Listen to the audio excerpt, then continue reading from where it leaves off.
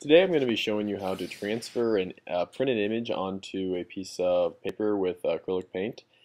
First, a couple things you need: a paintbrush, some printed images, paints, and just some sturdy paper that can get a little moist and not fall apart. We use acrylic paint because it's a little bit more chalky and the image sticks better. Before you start painting, actually, lay out your images and kind of get a plan of how you're going to actually place your images. Also, you'll notice that the image will be backwards, so if there's any kind of printing, or text, then you'll need to reverse the image on the computer before you print it.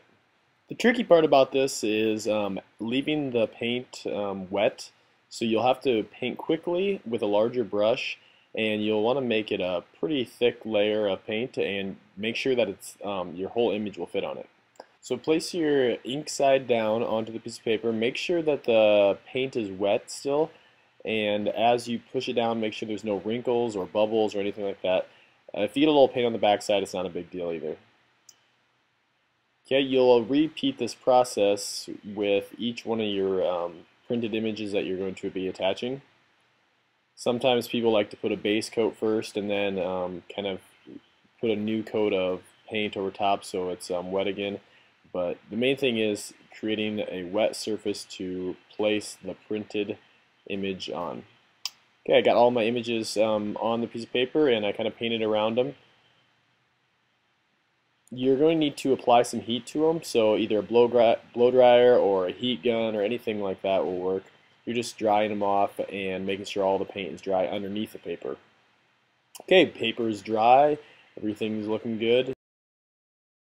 After it's dried, you'll need to get a water bottle or a squirt bottle, and you'll want to make it a real mist spray. So practice first before you spray it, and then you're just going to lightly mist over top of the paper, 5 or 6 sprays.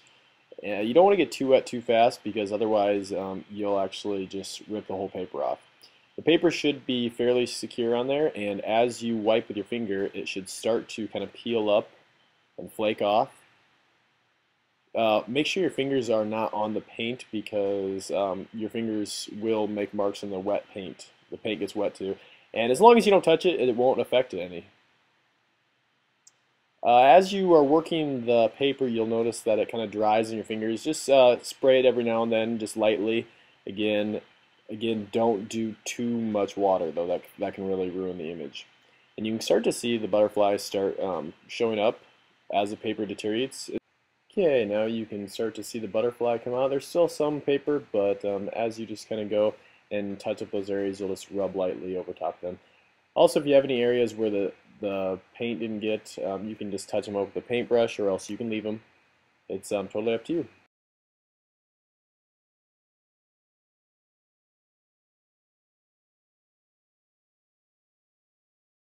Okay, I have 2 done now, and all 4 are done.